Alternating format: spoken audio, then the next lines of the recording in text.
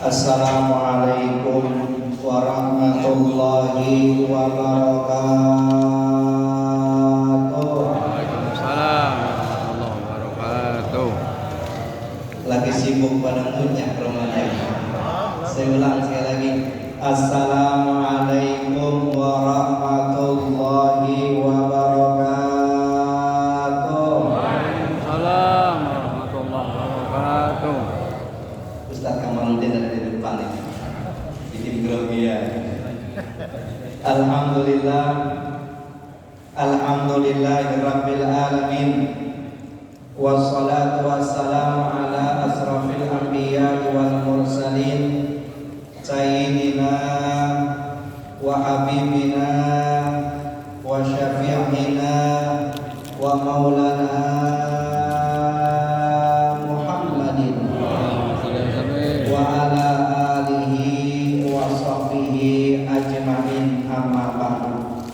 Pertama-tama dan yang paling utama, mari sama-sama kita panjatkan puji serta rasa syukur kehadirat Allah Subhanahu wa taala atas nikmat iman, nikmat Islam, nikmat sehat wal afiat, sehingga alhamdulillah pada kesempatan pagi hari ini kita bisa melaksanakan kuliah subuh secara berjamaah. Mudah-mudahan ibadah-ibadah kita diterima dan diridhoi Allah Subhanahu wa taala. Shalawat dan salam tidak lupa mari sama-sama kita sampaikan, kita curahkan kepada junjungan baginda Nabi besar Muhammad sallallahu alaihi wasallam beserta keluarganya, sahabatnya dan para pengikut-pengikutnya, dan mudah-mudahan kita yang duduk bersimpuh pagi hari ini tercatat dan diakui sebagai umat Nabi Muhammad yang berhak mendapatkan syafaatnya di yaumul qiyamah. Amin ya rabbal alamin. Hadirin jamaah salat subuh yang dimuliakan Allah, yang sama-sama kita hormati dan kita muliakan, wabil khusus Ketua Masjid Jami Al-Mutmainnah sekaligus Ketua Kuliah Subuh Rabu Jagakarsa, orang tua kita Bapak Ustaz Dr. Andes Haji Ahmadi. Kita doakan mudah-mudahan selalu diberikan sehat wal afiat. Kemudian yang sama-sama kita hormati dan kita muliakan, alhamdulillah cukup banyak para guru-guru kita, di antaranya Kiai Haji Sulaiman Rahimin, Kiai Haji Fauzi Bakres, Kiai Haji Fahmi Bakres, Kiai Haji Dr. Taufik, Kiai Haji Gani Hamzah, Kiai Haji Kamaluddin Ali, Kiai Haji Ahmad Fikri, kemudian Ketua Kuliah Subuh Ahad Ustaz Haji Madani bin Haji Madali, dan seluruh para asatidz, para kiai, para tokoh masyarakat yang saya tidak sebutkan namanya satu persatu, namun insya Allah tidak mengurangi rasa takjub dan mahabbah saya, insya Allah. Hadir juga nih Bapak Haji Hasib yang umrohnya di Mekah, Mekah ya, maksudnya sampai hari raya Idul Fitri. Kemudian Dr. Haji Nurjana Gaus, seluruhnya yang saya tidak sebutkan namanya satu persatu. Hadirin jamaah yang dimuliakan Allah, di dalam Al-Quran surat Al-Baqarah ayat 183 Allah Subhanahu wa taala menjelaskan bahwasannya tujuan dari puasa itu adalah la'allakum tattaqun. Jadi tujuan puasa apa Pak? Agar kita menjadi orang-orang yang bertakwa. Apa tujuan puasa? Agar kita menjadi orang-orang yang bertakwa. Jadi tujuan puasa itu bukan pulang kampung, ya, bukan baju lebaran. Tapi apa tujuan puasa? La'allakum tattaqun, agar kita menjadi orang-orang yang bertakwa. Di dalam Al-Quran surat Ali Imran ayat 134 Allah Subhanahu wa taala berfirman, alladzina yunfiquna fis sarra'i wad dharra'i wal kadhimina al-ghaiza wal 'afina 'anil nas wallahu yuhibbul muhsinin. Di dalam ayat ini Allah Subhanahu wa taala menjelaskan bahwasannya tentang karakter orang bertakwa. Jadi ayat ini menjelaskan tentang ciri-ciri orang bertakwa. Yang pertama, alladzina yunfiquna fis-sarra'i wad-dharra'i. Yang pertama, ciri-ciri orang bertakwa itu adalah selalu berinfak dalam keadaan luang maupun dalam keadaan sempit, lagi punya uang maupun lagi enggak punya duit. Jadi ciri-ciri orang bertakwa itu adalah selalu berinfak. Jadi ciri-ciri orang bertakwa itu tidak pelit. Maka kalau kita mau bahagia 1 jam, tidur masuk kamar. Kalau kita mau bahagia 1 hari, ikutin, sibuk sama hobi kita masing-masing. Kalau kita mau bahagia selamanya, maka bantulah orang lain. Jadi ciri-ciri orang bertakwa adalah selalu berinfak. Ciri-ciri orang bertakwa selalu membantu orang lain. Bahkan dalam Al-Quran dikatakan, mathalul ladzina yunfiquna fi sabilillah kamasali habbah anbatas sab'a sanabila fi kulli sumbulatin mi'atul habbah wallahu wasi'un alim. Jadi ayat ini menjelaskan bahwasanya orang yang berinfak itu hartanya dilipat gandakan oleh Allah Subhanahu sampai berapa? Sampai 700 kali lipat. Mudah-mudahan kita termasuk orang-orang yang selalu berinfak. Amin ya rabbal. Apalagi infak subuh ini ya sangat berkah insya Allah. Bahkan dalam Al-Quran surat Al-Munafiqun, Allah Subhanahu wa taala berfirman, "Fa yaqulu rabbi laula akhartani ila ajalin qarib fa saddaqa wa akun minas shalihin." Ayat ini menjelaskan, bayangkan orang yang sudah mati itu berkata kepada Allah, apa katanya, ya Allah, tangguhkan kematian kami, tangguhkan ajal kami. Kalau bahasa Betawinya mah, hidupkan kami kembali. Mau ngapain tuh orang yang udah mati mau hidup kembali? Apa kata Al-Quran? Fa'asodak. Mau ngapain dia? Mau sedekah.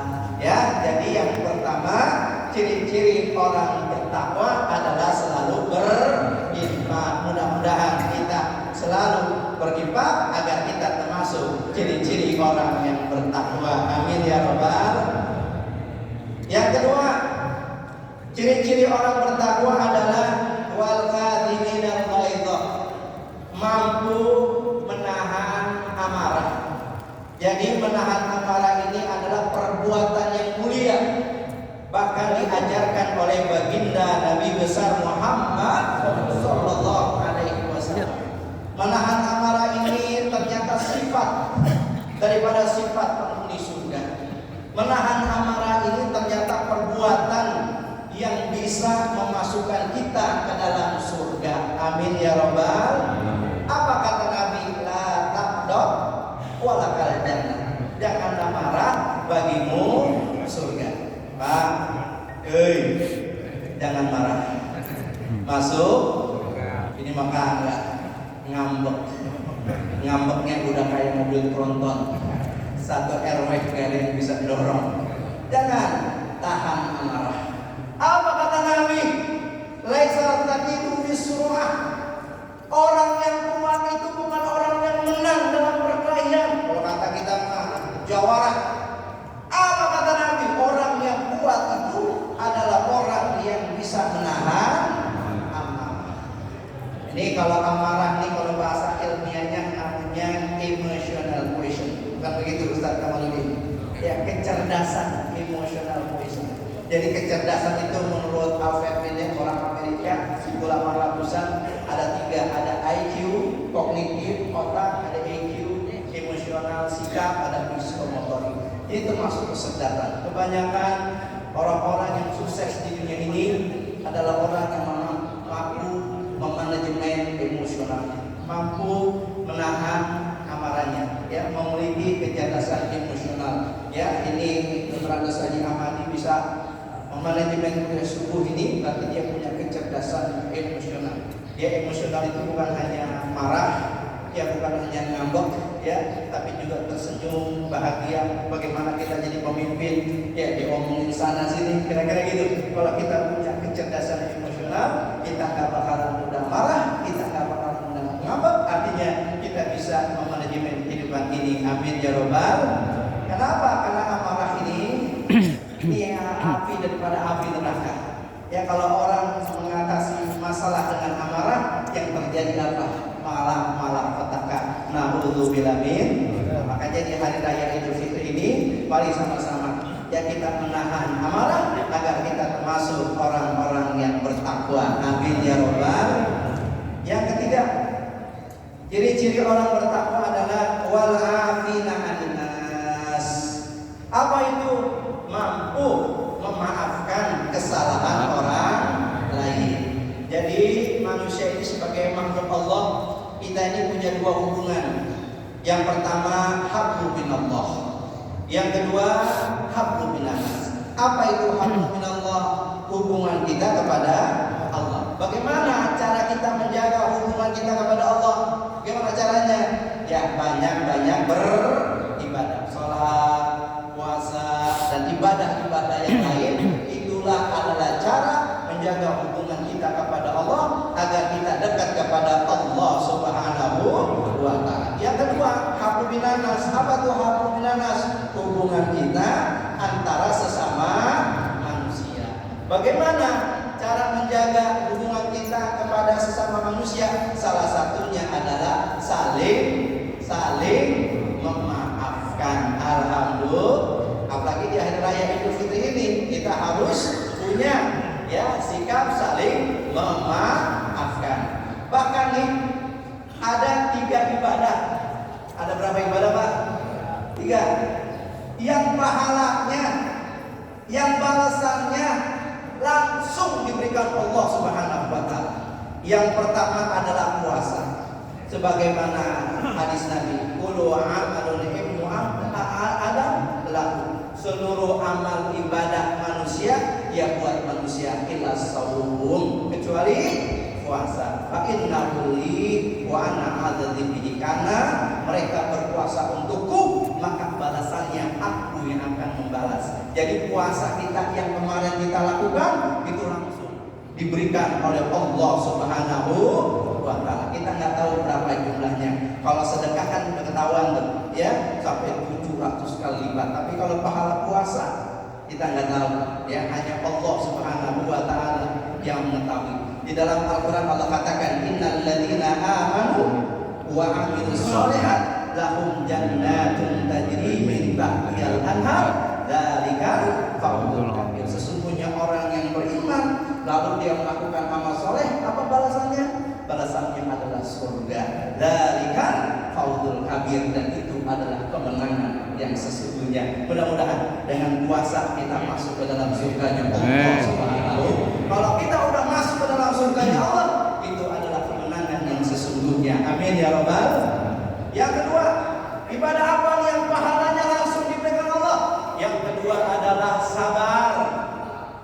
Sebagaimana firman Allah Subhanahu wa ta'ala, innama yuwaffas sabiruna ajrahum bighairi hisab. Sesungguhnya orang yang sabar itu akan dicukupkan pahalanya oleh Allah, bahkan tanpa batas. Kalau bahasa paketnya apa?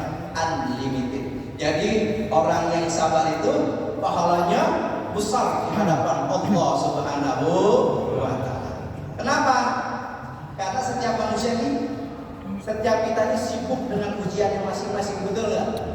Kita ini sibuk dengan ujian kita masing-masing. Maka Allah Subhanahu wa ta'ala kasih resep. Apa tuh resepnya itu? Sabar. Ya, semua kita pasti ujian.